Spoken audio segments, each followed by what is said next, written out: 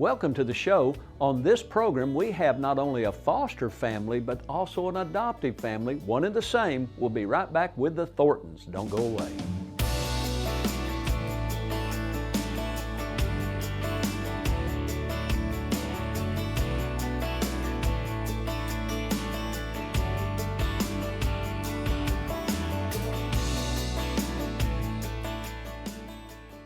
Welcome to Second Chance Youth Ranch TV. I'm your host, Perry Black, and on this show, as we often do, we like to not just have just one guest and just one person just doing all the talking, which would be me. I like to occasionally invite two people so we can have twice the fun. And on this show, we have a guest that maybe you've seen in a previous show, Tommy Thornton, and we got his lovely wife today, Paula, who I happen to know really well, Tommy, because she works at Arkansas Christian Academy. So Paula, we want to welcome you to the show. Recently we had your husband here talking about the wonderful ministry over at Midtown Church where y'all attend. We talked about drugs and addictions, and we talked about hurts and habits and hang-ups, didn't we? Yes, that's it. I tell you, once it gets in here, it's hard to find it, but it's in there. And we had a wonderful show, I believe, and I think it touched some people's hearts, and I think it really challenged some people to investigate the reality of being drug-free and how to get their hurts healed. But in this show, as always, we want to talk to you guys about fostering, mentoring, and adopting. And y'all done some fostering, you've done some adopting. Yes. And we want to really talk about that and kind of delve in here. But just so our audience has kind of a context of who you are.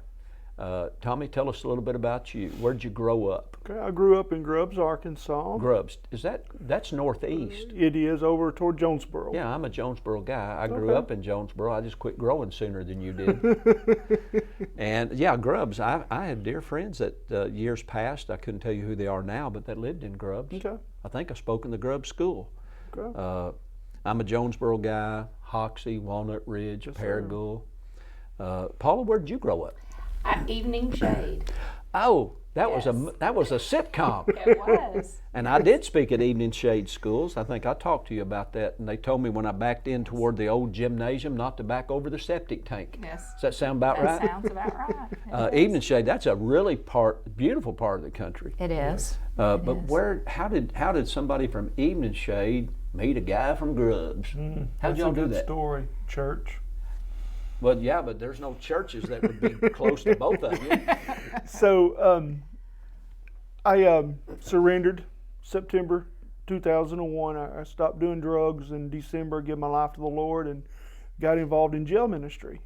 And then that opened some doors for me to accept a position at First Baptist Church in Batesville as New Beginnings ministry leader. Very cool. And so as I came on there as staff, the ministry was up and going, and Paula was the child care worker in that ministry. All right, well, let's stop. How'd you get from Evening Shade over to Batesville? Yeah, well, there's not much in Evening Shade.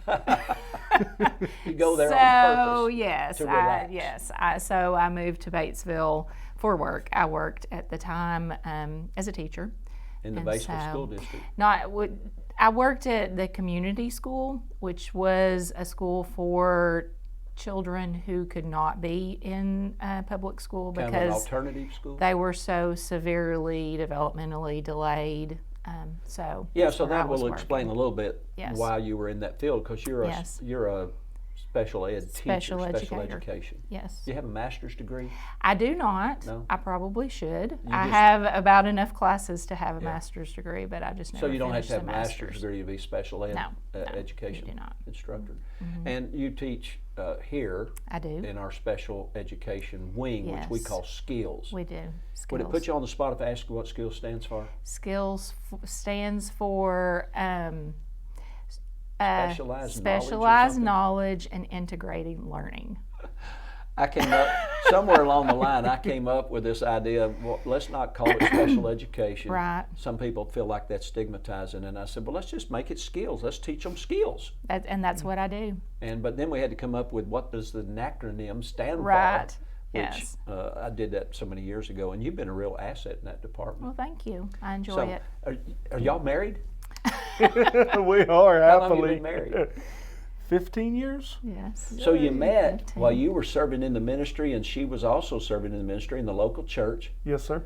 Hey, if you're single, that's a hint. You're a godly young lady. You're looking for a godly young man. You're not going to find them at the honky tonk. You're going to find them in the local church or serving as a Christian in a local civic center of some kind, making a difference in the lives of people. Yes, sir. So you were teaching and you were serving on staff at the church. Yes, sir. I was. And so she asked you to marry her, Well, and you said, I said yes. absolutely. You're still saying yes, aren't you? So we, early on, we realized that we had feelings, and so we prayed for 12 months. We didn't date. We only met in large groups, and we prayed for 12 months what God wanted us to do. And after 12 months, we felt like we had God's blessings. So. Yeah, there's some secular song that says, love hurts, it'll burn you when it's hot. Yeah. And then there's another secular song that says, I got married in a fever hotter than a pepper sprout. So y'all had feelings, huh? Yes, sir. Yes. And that's worked out pretty good now, hasn't It it? has. So Very far. well. And this show's about foster ministry and adopting. She's an educator, and you work for whom? I work for Entergy. I'm a safety project manager currently. What does that mean? So I oversee the safety program for our contract partners that are on property. To make sure they're following all the safety protocols, and there's some organization with the government that makes sure that everybody's being safe, and you're doing your job to make sure they're doing it. Absolutely. I think it's called OSHA. It is. Yeah. Because the field that you're in is extremely dangerous, really. It's very dangerous. A lot of power yes, through sir. those power lines that y'all are working on. Dear friend of mine pastored up in Clinton. If you ever go through Clinton, he and his wife pastored a church right there on the right-hand side of the road on highway going up to Branson. And he was called out on an emergency, like the tornado that hit Little Rock, and he grabbed a hot wire, and he went to be with Jesus. Yeah. Fortunately, as a pastor, he knew Jesus. And his wife still, she's remarried, and they're still pastoring that church, Clinton. Okay. I think it's called Choctaw Christian Center. You'll see it anytime you go up through Clinton. Okay. And so, Paula, you've been in special education for a long time. A long time. But yes. beyond that, y'all, somewhere along the line of after you had them feelings and you agreed to marry her, or she actually agreed to marry you, however that worked out, y'all started fostering. We did. So we've got just a few seconds in this segment. So what would you say to anybody that would be considering fostering? Is it hard? Yes. Be honest. Yes, it's hard. But so is parenting. Isn't that what fostering is? It is. It's just you don't get them from infancy all Right. the time. Sometimes you get them in between. Our special guests here have been fostering, mentoring, and adopting. Yes. And my prayer is in our next two segments that our audience will find out more how they can be involved and be inspired by what y'all are doing. So we're going to take a brief break and we'll be right back. A mission field around you is filled with young hearts needing a forever family. And at Second Chance Youth Ranch, our team is committed to providing healthy, stable, loving homes and families to hurting children in the Arkansas foster care system and those up for adoption. Please contact us if you feel the tug at your heart to help foster or adopt, and find out the steps you could take to help fulfill a child's lifelong dream. Maybe you can't foster or adopt, but you could help. The need for thousands of children in the system is staggering. But with the help of faithful partners and business alliances, we are meeting those needs right now. Would you help us make a difference? Every gift, regardless of size, impacts a child's life directly and helps provide for a home in the gap right now. Visit the Second Chance Youth Ranch website at 2CYR.org to read more, watch the stories, and to make a contribution for a hurting child's care. Monthly partners are needed, so please contact us right away. And as you partner with this ministry, you are partnering with the Heavenly Father that has promised to be Father to the fatherless. God bless you for helping Second Chance Youth Ranch. Hey, welcome back to Second Chance Youth Ranch TV. My prayer is that this show, specifically with the Thorntons, is going to inspire you and give you such inspiration that you're going to make the call and get involved in fostering, mentoring, and adopting. Our special guest is Paula Thornton and her handsome husband, Tommy. Paula actually works at Arkansas Christian Academy, a school that's right here on this campus, which is growing leaps and bounds. And with the new LEARNS Act, it's going to continue to grow even more quickly. And Tommy is a safety supervisor coordinator for Entergy, project manager. And they've been married 15 years. Well, I'm prophesying. But y'all were very involved for a period of time in fostering. Yes. Paula, who was the impetus behind the whole thought about fostering? Well, not too long after we got married, we were able to purchase a house that was much larger than what we needed. Yeah. We had a lot of empty rooms. And so the church that we were going to at the time in Floral, Arkansas. I know Floral. Baptist Church, yes. Yeah. Our pastors there, Shane and Dana Baker. Shane is now involved with Restore Hope, Yeah. who is big in helping bio families reunite with foster children. They were our pastors at the time, and Dana just said to me, you should think about fostering. And so that kind of put the whisper in my ear, as God does often through his people.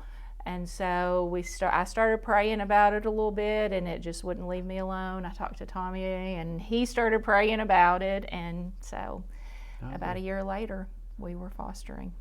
I had the privilege of speaking to schools all up in that area. And so I know Floral, and it's over near Romance. Not far from Romance, not far from Heber Springs. Right. And Yes. we did a church, actually a school in that area, invited us to bring my youth band, and we actually went into the school on a Saturday or Friday night and did a praise and worship music presentation, and I shared. We had about 35 students in that area gave their life to the Lord that night. And of course the local churches were excited, and the church that I spoke in, the pastor, I remember him very well, his name was Jim, and he's about 6'5", and he talked like this. Brother, we're glad to have you with us. And that was in Floral. So that is, again, you get up in that part of Arkansas, man, that is some nice area. It is. So you guys got involved in fostering. So how many children did you bring in the first time that you had foster children coming to your home? Well, when we signed up, we said one. We would only take one child. And you pretty much stuck with that? And no. So For about a month, we stuck with Let's that. tell the audience, how many So, foster children have you actually had in your home over these years? 34 is what we've had come and go. You know, because Three Dog Night had a song that you should have understood. One is the loneliest number. Three Dog Night figured it out. So you learned real quickly that love doesn't end when you love one. Yes. I said when I did marriage seminars, no matter how many puppies you have, there's always room for one more puppy. You know, for us, there's always room for one more tractor. That's right. I've never seen a tractor I didn't like. You got two tractors, you're driving down the road, there's a tractor for sale. Baby, we need to pull in there and check out that tractor. You know, and one thing that I learned is when you bring additional children into the Yeah. house, just add a little more water to the soup. That's it. That's yeah. it. A little water to the milk. Right. Buy whole milk and make it 1%. That's the fact. So y'all have had over 30 foster children. Yes. But at some point it shifted from fostering to, you know, we really love these kids. So I do know the answer to my question, sort of, kinda. Y'all have adopted children. We have. They actually attend Arkansas Christian Academy. Yes. Were they foster children in your home? Yes. It was. And you just said, you know, this is so awesome. We'd just like to keep these children. Yes. And the children wanted to be kept. Yes. They did. And that's a point that I want our audience to know. There are children all over this state, about 4,200 of them currently in foster care in our state, and they all want a family. They all want that forever home. Yeah. And when we show our Project Zero videos that they're so gracious to allow us to put on television, I cry because I hear children say something so simple and so profound. I just want somebody to be my family. I just want a family. And y'all have taken that big step. What was it like? How long were the children in your home as foster children when you took the step to open that door to them for you to be their forever family and they to be for your forever children? They were there for about a year. Their dad worked his plan for reunification for about a year before his rights were finally terminated. Yeah. And then from that point, it took about another year because of turnover Yeah. in the DHS system. It took about another year for the adoption to be final. Well, with the Every Child Arkansas initiative now, which is the collaboration of all ministries involved in fostering, mentoring, and adopting coming together, we believe with Dr. Gold and his leadership and his team and people like Paul Chapman with Restore Hope and all the other wonderful ministries like Dr. Brown over at the Baptist Home, that we're going to be able to streamline some of this instead of making it so belaborious and so expensive, that kids should be able to move as quickly as possible into a home that's already been open and hearts Right. that have already been connected. So we're excited about the potential right here in our state. A guest that we have coming on the show here shortly is a senator, and he is really strong, and his church in Haskell or Tull in this area is real involved in fostering. You guys attend Midtown Church just 5 minutes from here. Is there a pretty strong emphasis at Midtown as far as mentoring and fostering and adopting? If not, what can we do to help? We do have some. As a matter of fact, when we learned that we were going to be moving to Benton for Tommy's job, we were still fostering at that time, and the first thing that we did was reach out to see how we could get involved in the local county organization, how we could connect with other foster parents in the area. And so some of the first people that we met were from Midtown Church. Yeah. And so they've kind of taken us in, and we are still friends, still do things together, even though we don't foster anymore. We are still connected through the adoption. Is that couple, I've got 30 seconds, is Yes. that family, are they adoptive parents? They are. Oh, they are? And they did fostering as well. Well, see, that's cool. Yes. And those of you that are viewing, there are over 5,000 churches in the state, 4,200 foster children in the state. If every church, including yours, no matter how small it is, would just surround one family that's willing to foster or adopt, we could solve the foster crisis in Arkansas, and we're going to do it. We'll be right back. Hi, I'm Perry Black, right here at Arkansas Christian Academy. Are you looking for a private, fully accredited Christian school for your children? Christian education has never, ever been more affordable than it is right now. Why don't you contact us right here at Arkansas Christian Academy and schedule a tour? There's all kinds of activities for your student as well as educational opportunities, and you don't want to miss out. So we look forward to seeing you right here at Arkansas Christian Academy. God bless.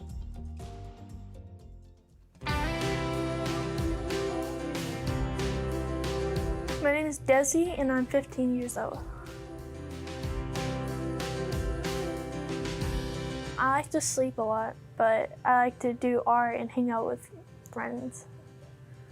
And I like to play with animals, dogs or cats. And I'm doing good in school. Most of my grades are A's and B's. I've only gotten like 1 C. Okay, so is there a specific side that you like it to go to? No, either When way. I grow up, I plan on being a veterinarian. I've traveled to a bunch of countries before, so I like traveling a lot. I would like a mom, dad, siblings or no siblings, it doesn't matter. One that would let me keep an animal as my own pet. I want to be adopted because my sister, she's adopted, and they've been waiting to get adopted for almost a year now. And I'm really working on trying to get a family. I think it would make my life a lot better and make me more happy because I actually have family that would like look into me and make me happy. If I had one wish, I would wish for a family.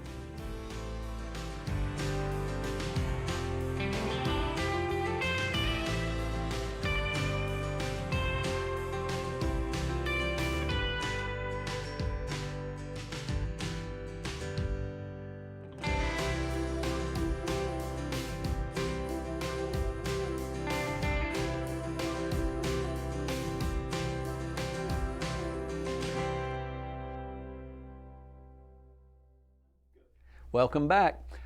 My prayer is always these Project Zero videos, which are so awesome, putting a face and a voice and a heart of a child in front of you.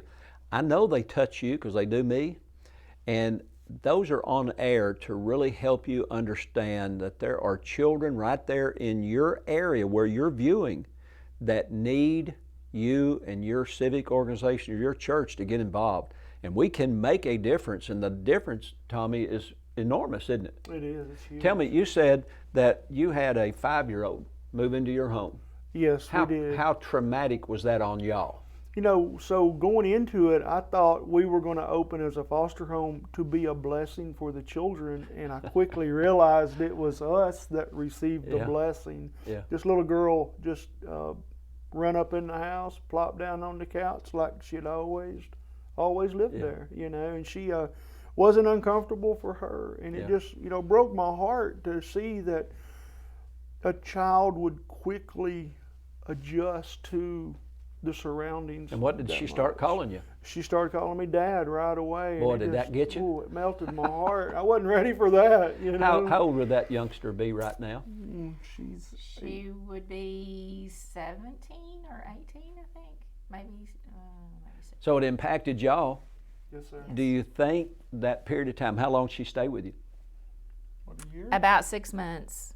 Do you think she'll be able to look back now at 17, especially when she's 20-ish and she's married and having children, that she looks back that she was loved when she was 5, 6 years old? I guarantee you. Heaven's going to be filled with people that are going to run up to some folks and say, you know, I never told you this down on planet Earth, but your love for me changed the trajectory of my future, and it was a part of what changed my eternity. I guarantee you. And I don't think that people realize just opening up your home, the impact that can have in the life of a young child or a teenager. In a couple of months, we'll be attending a wedding for a young man that was in our home as a foster boy, young. Yeah, isn't that cool? And we've stayed connected through the years, and he's getting married. We went a month or so ago and met his fiance for the first time, and so I know for sure that we've made a difference in his life and a lot of others. Now, y'all have 2 youngsters. How old are your children? They are 13 and almost 15. And you have a logo on your shirt, and it says Arkansas Christian Academy, and they attend here. They do. And with the new LEARNS Act that has been initiated by Governor Sanders, children previously in foster care and currently in foster care can attend a school of their parents' choice, their foster parents' choice in this case, and we're seeing some of that opportunities given to students here in the Arkansas Christian Academy area, which is predominantly Saline County. Even though we do have families now driving from West Little Rock to come to Saline County. Isn't that amazing? It's amazing. And can I just say this? I had 2 families tell me this 2 weeks ago. I said, why are you driving from West Little Rock, where there's all these private schools, to Arkansas Christian Academy? And I'm telling you what they said, to the best of, if I could almost quote them, because you're a genuine Christian school. You're not compromising the Word of God and the gospel in order to be accepted by the public. And I went, oh my, are you insinuating that some private schools are embracing social ideology that's not biblical? You know, in other words, sinful? Right. And that I'm not dissing anybody. I'm just saying, why would anybody drive? I had a family just 2 weeks ago wanted to drive from Jacksonville.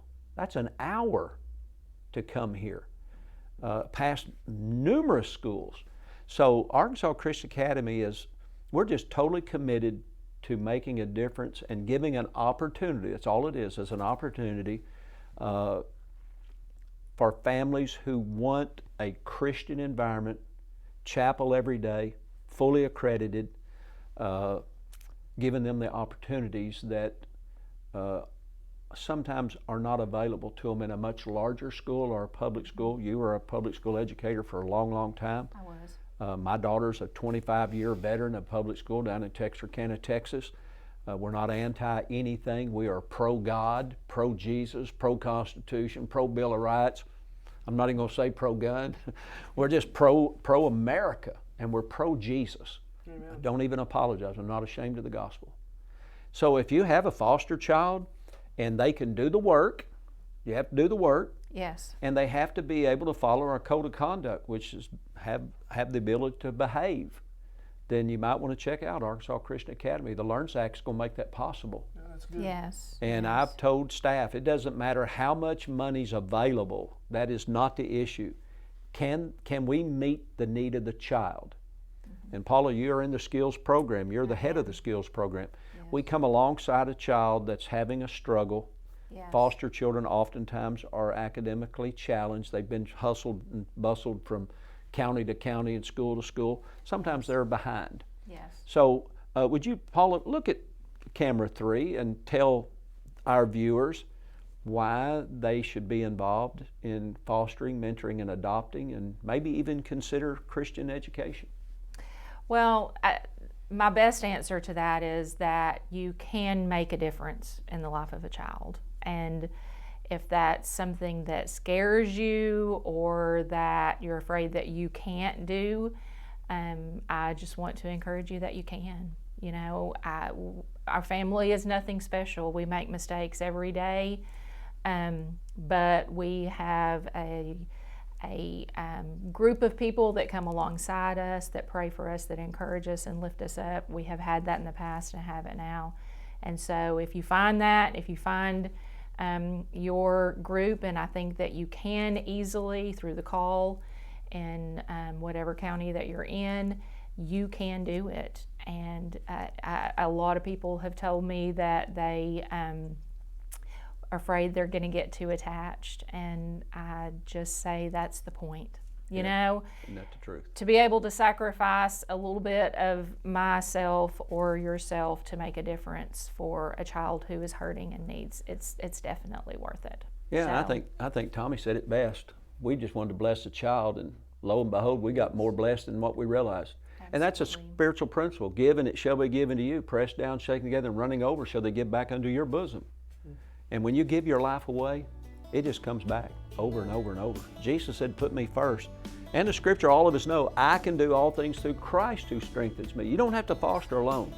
We as a foster placement agency, Second Chance Youth Ranch, will come alongside you from the very first interview, even after you have the child. So don't say no, just say yes. We'll see you next week right here at Second Chance Youth Ranch TV. Bye-bye.